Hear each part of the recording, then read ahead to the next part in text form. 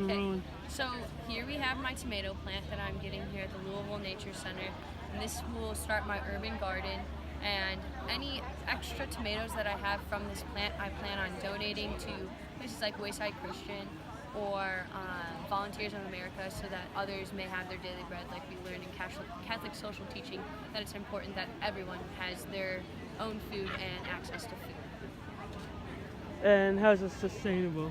This is sustainable because I can grow my own food and I do not have to go to the store and get a tomato that has been shipped from some other place in the country and creates gas waste or emissions. And economically, you don't have to buy your own tomatoes. You can grow them.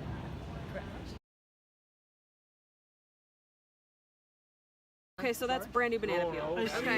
Yeah, the stuff that's in here is actually from this Louisville compost co-op.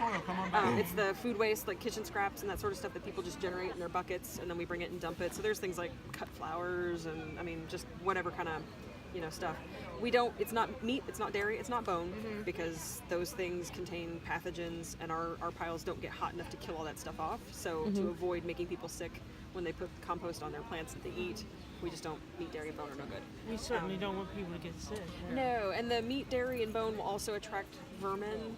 Right. Like Oh, that's right. big guys, and so yeah, you don't necessarily want So that. the Little bananas, worm right here. will they not attract the vermin? Because Well, I mean, you might get some bugs and stuff if it's just on the surface, and raccoons and things that like to eat stuff like that. But you're probably not going to get too much in the way of like rats and things like that. Right. You're mixing it in. Okay. A lot of the time, if you've got a lot of meat, a lot of decomposing cheese, that kind of stuff, you get kind of bigger opportunistic buddies out there.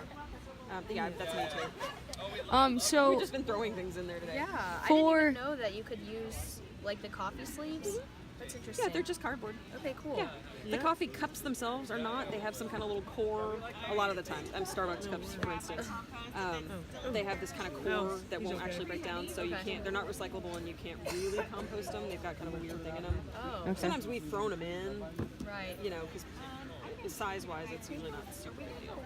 So. Yeah. So Katie is purchasing this tomato plant today, and she's wants to take it home and plant it out of her house to grow her own tomatoes.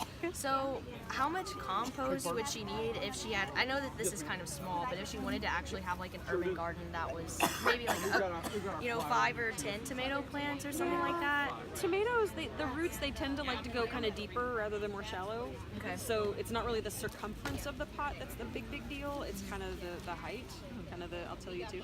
Shy little bugger. And you could do something like fill the container with compost, pull that out of its little guy, kind of squish the roots just a little bit, not too much just to break up the soil. Right. Stick it in there and you're good to go. Because the compost is basically just going to be kind of an enriched soil. Okay. So since it is an enriched soil, would that make them grow like better or faster? Look, or... no guarantees, right? Okay. But that's really the purpose. Like this Right. kind of fertilizer, it's not just plain old like outside dirt, which may be really rich. It just depends on where you are, right? And a lot of folks, if they have kind of not so great soil at their houses, they'll mix compost in as an amendment Okay. to kind of make it a little bit better, a little richer, so that things grow a little better. No guarantees, right? But yeah, that's the way it really should work. So why is doing this more sustainable than buying dirt at the store? The reason why it's because this particular system, we're just keeping food waste out of the landfill. Yeah. So we're making use of the product that comes from that decomposition. Cool. If you wanted to go buy soil, I mean, by all means, spend your money, right? I mean, I'm all for garden shops staying open and that sort of thing. But if you're on a budget, or if you need like a lot of compost, that kind of thing, if you can find a free source, great. Right. Cheaper and better for the environment. It depends on the soil that you would be purchasing. I don't know all the soils, right? I mean, some of them are really great. But some of like your commercially available like potting soils and stuff like that. They got chemicals and stuff. Well, and maybe they're just not as nutrient rich. They might be perfectly good growing soils, but they're not this kind of enriched soil. And you can mix them too. If you wanted to buy some soil somewhere and then mix some compost in. Okay. If you're gonna buy compost, the only thing I would be concerned with as far as why you would want to purchase versus just getting free is if you're trying to grow something specific and the pH is really important. Okay. Because sometimes ours is pretty just neutral.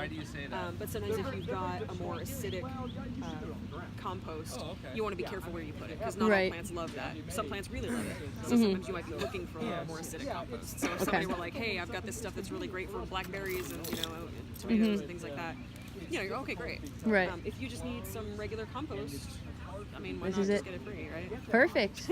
Well, that's awesome. Do you guys want to relate it to Catholic Social Yeah, Teaching? yes. This is compost.